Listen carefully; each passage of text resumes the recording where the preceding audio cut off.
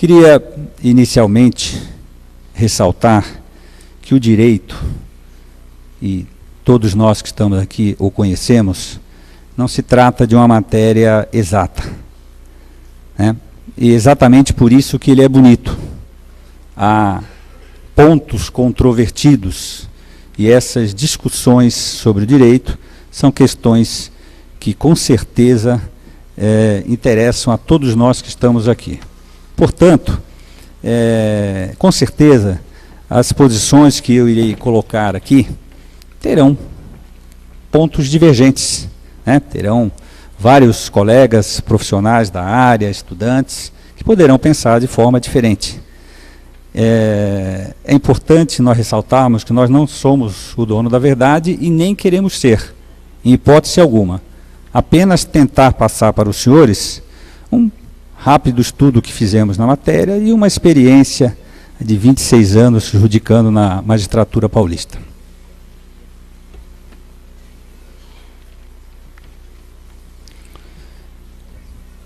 Adentrando especificamente no tema que nós vamos utilizar,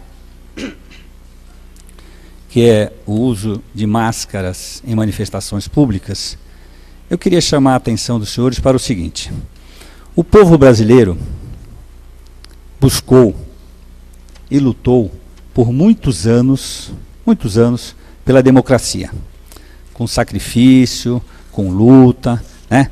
Os senhores acompanharam, aqueles que são mais jovens, os pais acompanharam, os avós, né? E essa conquista acabou chegando, felizmente chegou. Tivemos a nossa democracia tão esperada e desejada, expressa na nossa Constituição Federal, de 1988, que previu no seu artigo 1º, de forma clara e precisa, que a República Federativa do Brasil, dentre outros requisitos, constituía-se em um Estado democrático de direito. Pois bem, uma vez alcançada essa vitória expressa claramente na nossa Constituição Federal, o que nós temos observado? Recentemente, nós tivemos o surgimento de ondas de manifestações públicas acompanhados de violência. E muitas vezes por motivos até desconhecidos. Muitas vezes observava-se na televisão manifestações violentas, manifestações agressivas à pessoa, ao patrimônio público e privado. E por que isso daí? Várias situações, não tínhamos nem a resposta sobre o porquê. Essas manifestações violentas foram procedidas na sua totalidade, ou na maioria absoluta, por algumas pessoas que se intitulavam ou se intitulam Black Blocs. Evidentemente, essas pessoas não exprimem a vontade da maioria. Essas pessoas, intituladas Black Blocs, e aqui o objetivo principal não é querer criticar uma ou outra pessoa, mas atentar para o aspecto da legalidade e da constitucionalidade desses atos. Essas pessoas, sobre um enfoque constitucional, elas acabaram confundindo a democracia com a baderna. O que o nosso povo brasileiro buscou por anos e anos e acabou conseguindo, consagrado numa Constituição, foi a democracia. A democracia, ela é bela, ela é boa, ela traz frutos positivos. Por quê? Porque nós podemos nos manifestar livremente e buscar aquilo que interessa a cada um. Contudo, essas manifestações citadas por essas pessoas intituladas Black Blocs acabaram desvirtuando o direito legítimo e constitucional da população de usar e de se manifestar. Nós tivemos, aí no último dia 10 de fevereiro de 2014, em razão da ação desse grupo, a morte do jornalista Santiago Andrade, no Rio de Janeiro, cuja cena é até chocante nós observarmos de que forma que esse jornalista trabalhando veio a falecer. Passemos a uma análise técnica e constitucional sobre o que o povo pode e deve fazer. Pois bem, a nossa Constituição Federal, ela é clara quando prevê no seu artigo 5º, incisos 4º e 16º, sobre os direitos. Quarto, é livre a manifestação do pensamento, sendo vedado o anonimato. Inciso 16º. Todos podem reunir-se pacificamente, sem armas, em locais abertos ao público, independentemente de autorização, desde que não frustrem outra reunião anteriormente convocada para o mesmo local, sendo apenas exigido prévio aviso à autoridade competente. Vejam, essa última previsão do inciso 16º, ela é tão abrangente, o direito é tão claro, que ele dispensa a autorização de qualquer pessoa e de qualquer autoridade. A Constituição exigiu apenas uma prévia comunicação à autoridade competente, não para fins de autorização, mas apenas para que não haja conflito de duas manifestações no mesmo local e no mesmo horário, só para isso. Isto significa dizer que, se não houver nenhuma outra manifestação prevista para a mesma hora e para o mesmo local, ninguém pode impedir uma reunião nos termos previstos na Constituição. Esse direito constitucional, ele é tão importante que nós temos consequências penais para o indeferimento ou o obstáculo indevido. Vejam, o artigo 3º da Lei 4.898 de 65, que é a Lei de Abuso de Autoridade, ela prevê, na linha H, que constitui abuso de autoridade qualquer atentado ao direito de reunião. Vejam, pessoal, a legislação fala, não precisa impedir, basta tentar impedir, já caracteriza crime de abuso de autoridade. E essa legislação, ela traz no seu bojo penalizações administrativas à autoridade que abusou, civil e penal. Dentre as penalizações no aspecto penal, nós temos a perda do cargo. Então vejam, é uma legislação que atribui uma penalização grave ao servidor público. Aquele que incide no crime de abuso de autoridade, ele tem como penalização a perda do cargo. Portanto, basta seguir o que a Constituição fala, que com certeza o povo brasileiro vai continuar tendo o seu direito de manifestação sem nenhum obstáculo de autoridade. Vamos analisar então, de uma forma sucinta, quais são as questões que mais infligem ou incidem essas pessoas que fazem as manifestações de forma violenta.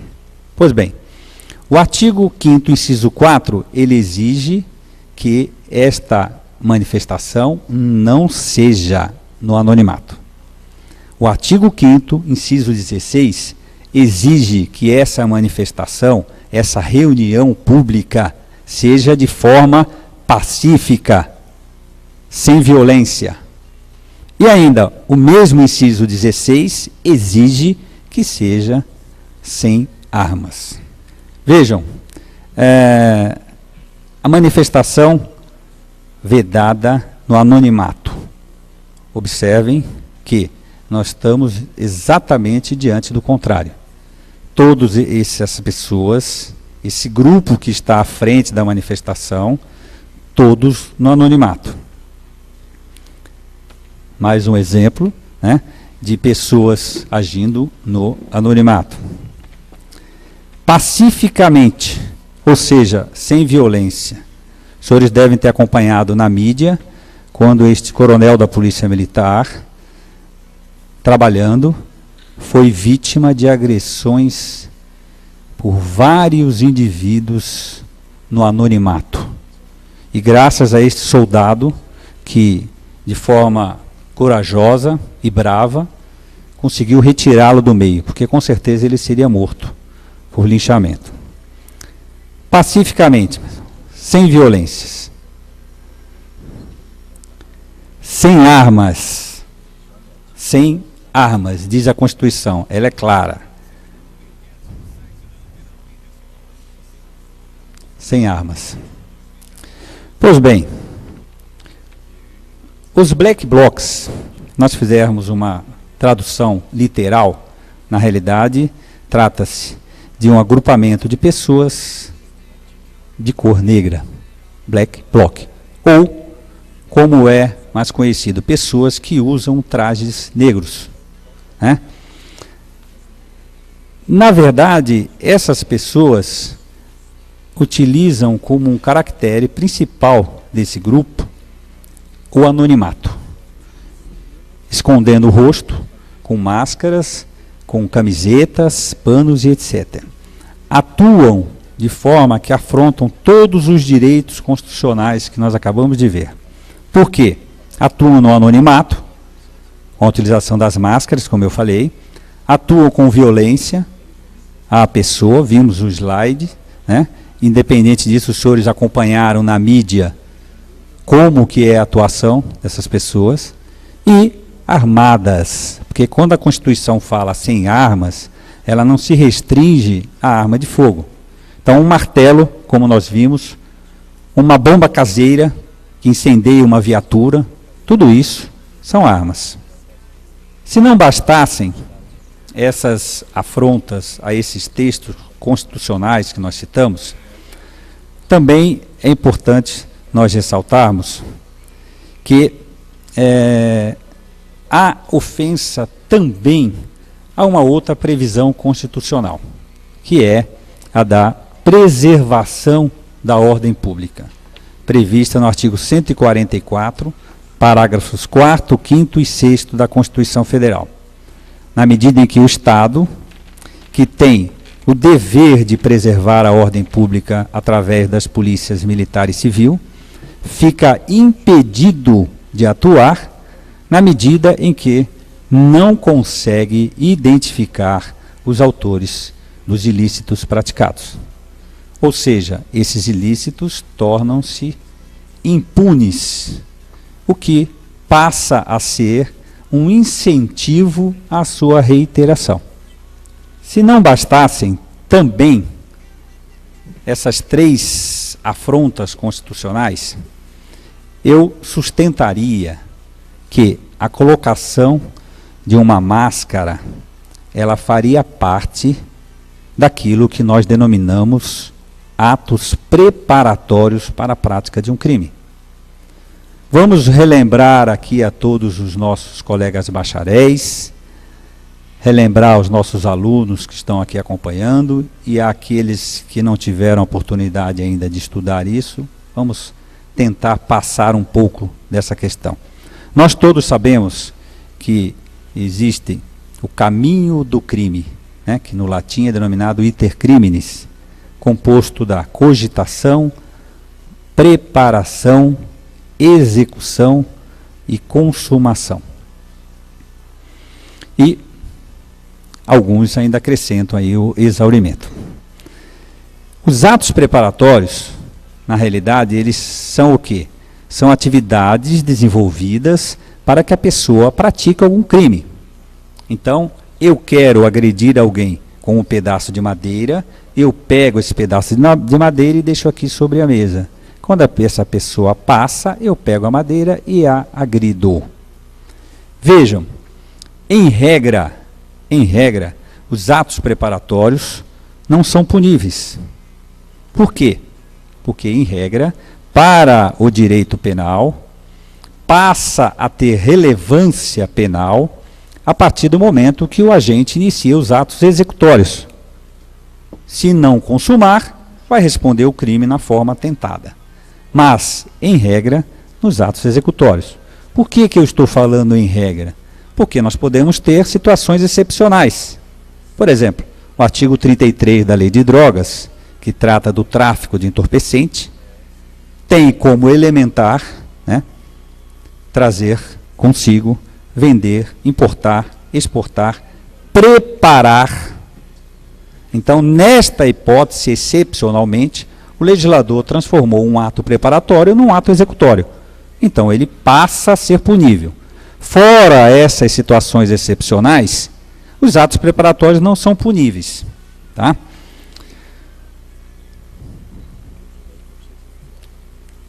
Entretanto, não é porque o ato preparatório não é punível, ou naquela hipótese não será punível, que ele não merece uma reação, uma ação de quem de direito. Então, eu entendo que, dado início ao ato preparatório, ou seja, o cidadão está dizendo, com outras palavras, ou até numa linguagem de gestos, como o nosso amigo domina ali totalmente, que ele vai iniciar a prática de ilícito, que a polícia militar, que é a polícia ostensiva, que vai estar no local, deve agir para impedir esse tipo de coisa. E deve agir sob pena de responder por uma omissão penalmente relevante. Por que eu estou chamando a atenção deste aspecto da omissão penalmente relevante? Porque a omissão também, em regra, ela é um irrelevante penal. Não precisa nem sermos bacharéis em direito, né? Os nossos próprios filhos em casa falam, bom, eu não fiz nada, eu não posso responder por isso. Então, essa é uma regra. Quem não faz nada, não responde por nada. Mas nós temos as exceções. Onde estão essas exceções? No nosso artigo 13 do Código Penal. E eu chamaria a atenção aí do artigo 13, parágrafo 2º, a linha A, onde nós temos a previsão expressa de omissão penalmente relevante nas hipóteses de quem tem a obrigação de cuidar, proteger e exercer a vigilância.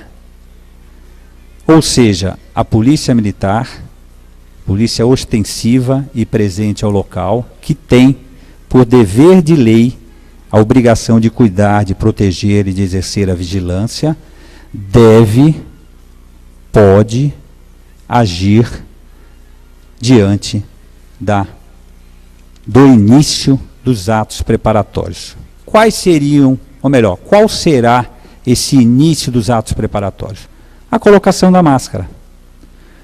Então, eu sustento que, independentemente de nós termos a afronta aos 4 dispositivos constitucionais citados, nós estamos também diante de um ato preparatório de um crime.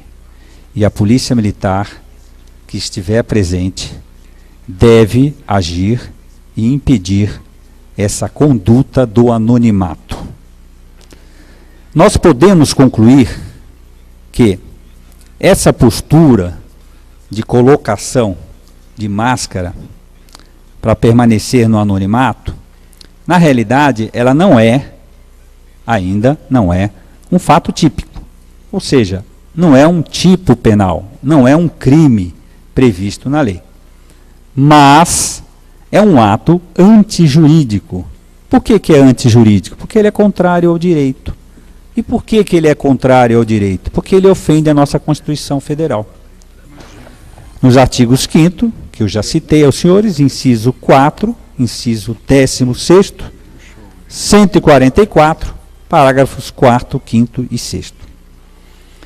Além disso, podemos concluir também que se trata de um ato preparatório para o crime e, por conseguinte, exige uma providência policial, sob pena da polícia incidir numa omissão penalmente relevante. E ressalto aqui o seguinte aspecto: nós não podemos confundir, em hipótese alguma, o direito legítimo e constitucional do povo brasileiro de fazer suas manifestações com o ideal ou o objetivo, sei lá como pode ser chamado, desse grupo de pessoas no anonimato que querem só praticar a violência contra a pessoa e contra o patrimônio. Não podemos confundir isso daí. O direito do povo brasileiro não pode ser arranhado por pessoas mal intencionadas. Até porque, como eu falei aos senhores, nós demoramos muitos anos para alcançar esse ponto, alcançar esta fase em que temos um direito constitucional de se manifestar, temos um direito que não depende de autorização de ninguém e que ele é apenas comunicado à autoridade competente para fins de verificação de conflito de eventos no mesmo local e no mesmo horário. Temos um direito de livre manifestação de pensamento e tudo isso não pode ser jogado fora por manifestações de pessoas que não se sabe qual o seu objetivo. Evidentemente, quais seriam as providências a serem tomadas? Então, eu já adiantei aos senhores.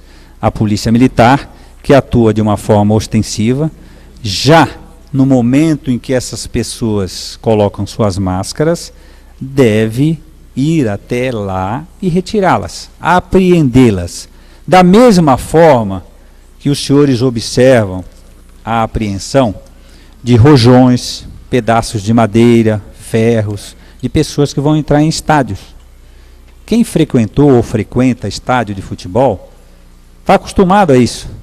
Sabe, o policial militar que está fazendo um pente fino ali na entrada das pessoas, qualquer objeto que possa gerar perigo ou possa ser utilizado como instrumento de violência, ele é apreendido.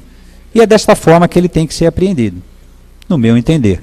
Até aí, sem nenhum ilícito penal. Antijurídico, sim, mas não ilícito penal. Por quê? Porque não há um tipo penal prevendo essa conduta. Só por isso. Evidentemente, diante desta situação do policial, que, repito, não podemos nunca admitir a teoria de que, eles têm direito de esconder o rosto. Não tem direito. A Constituição fala não a isso daí. E eu não quero ser repetitivo nos incisos que eu já citei aos senhores. Pois bem, a conduta do policial legal de ir lá e apreender essas máscaras, obviamente pode gerar desdobramentos. O não atendimento à ordem legal do policial de apreensão acarretará de plano a incidência do crime de desobediência. Funcionário público, no exercício da função, dando ordem legal para ser efetivada. Descumprimento, desobediência. Pode ainda, como desdobramento dessa conduta, nós termos outros dois crimes. Crime de desacato, caso o policial seja ofendido no exercício da sua função, e até o crime de resistência, caso seja necessário o uso de força física pelo policial para a apreensão referida. Vejamos agora os desdobramentos possíveis para a Polícia Civil, que atua de forma repressiva e no controle das ocorrências que lhes são apresentadas. Inicialmente, se o agente que estiver sendo apresentado à autoridade policial tiver praticado apenas um dos 3 crimes citados, desobediência, desacato ou resistência, e aí eu quero fazer um parêntese anterior, relembrando e reiterando. Na conduta de apreender a máscara, se não houver nenhuma das posturas citadas pelo agente que está usando a máscara, a conduta policial se exaure por ali. Não há ilícito penal, não há necessidade de condução à delegacia de polícia. Agora, com a prática de qualquer um dos delitos citados, desobediência, desacato ou resistência, só isso já justifica a condução do agente à delegacia de polícia. Se o agente tiver praticado apenas um só dos crimes citados, como todos os 3 citados são infrações penais de menor potencial ofensivo, cuja definição encontramos no artigo 61 da Lei 9.099/95, ou seja, todos os delitos cuja pena em abstrato máxima prevista é de até 2 anos. Se o agente tiver praticado apenas um desses delitos, bastará a autoridade policial elaborar o termo circunstanciado. No entanto, se o agente tiver praticado mais de um, e aí não precisa ser os 3, mais de um, porque 2 deles possuem pena de até 2 anos, né? Mais de um, no meu entender, já será o caso do auto de prisão em flagrante. Por quê? Porque há um entendimento do qual eu sou partidário, e aí volto ao que eu falei aos senhores no início da nossa fala, de que poderemos ter posições diferenciadas quanto a isso. Um entendimento de que a somatória dos delitos praticados pelo sujeito, pelo agente, se extrapolar a pena máxima de até 2 anos, foge à competência do Juizado Especial Criminal e a autoridade policial pode lavrar o auto de prisão em flagrante e encaminhar os respectivos autos ao juízo comum e não ao Juizado Especial Criminal. Ah, mas por que na infração penal de menor potencial ofensivo não pode ser lavrado o flagrante? Até pode. Se nós olharmos lá a Lei 9.099/95, ela prevê a hipótese de lavratura do auto de prisão em flagrante quando o cidadão se recusar a comparecer perante o Juizado Especial Criminal quando for intimado a tal.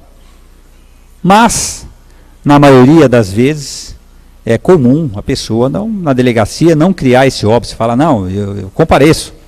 Compareceu, termo circunstanciado. Mas, se o agente chegar na delegacia de polícia, ainda que praticado um só dos delitos, como eu falei aos senhores, que é uma infração penal de menor potencial ofensivo, e afirmar que não irá comparecer perante o Juizado Especial Criminal quando intimado, a autoridade policial deverá lavrar o auto de prisão em flagrante. Não podemos confundir a lavratura do auto de prisão em flagrante com a manutenção da prisão do cidadão. Evidentemente, será um delito afiançável, em que a autoridade policial deverá fixar a fiança, e, uma vez paga, o cidadão está na rua.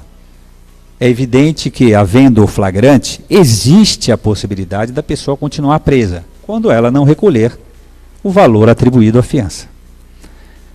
Essa é uma hipótese em que, mesmo havendo só o delito de menor potencial ofensivo, pode haver flagrante. O que eu chamei a atenção dos senhores, no segundo quadro, quando nós colocamos aqui, o desdobramento das providências policiais, isso não depende do agente falar que não quer comparecer no juizado quando for intimado. Por quê? Eu estou me baseando em uma posição doutrinária de que a somatória dos crimes imputados ao agente, desde que tenha extrapolado o limite de 2 anos, foge à esfera da competência do Juizado Especial Criminal. Por isso que nesta hipótese em que eu falei, praticado mais de um pode ser só 2.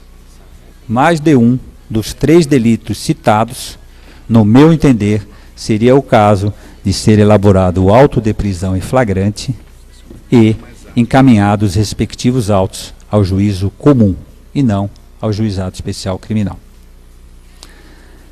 Essa é uma posição, como eu falei aos senhores, defendida por nós. Obviamente, reitero, poderemos ter posições divergentes, né?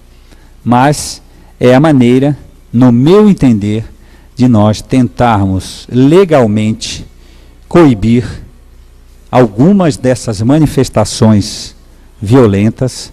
Eu não diria manifestações violentas, eu diria manifestações de uma pequeníssima parte do grupo de forma violenta. Porque todos nós vimos que a população, quando vai à rua, população de bem, ela quer buscar os seus direitos. E todo mundo apoia isso. A Polícia Civil, a Polícia Militar, o Ministério Público, a OAB, a magistratura, todos apoiam isso aí, porque somos cidadãos também. O que a gente abomina, na realidade, é a prática dessas poucas pessoas, no anonimato, exercerem a violência, jogando por terra um direito constitucional que não foi obtido de forma fácil, que é um troféu da nossa população, do nosso povo, e que não pode ser jogado por terra ou por água abaixo, melhor dizendo, tá?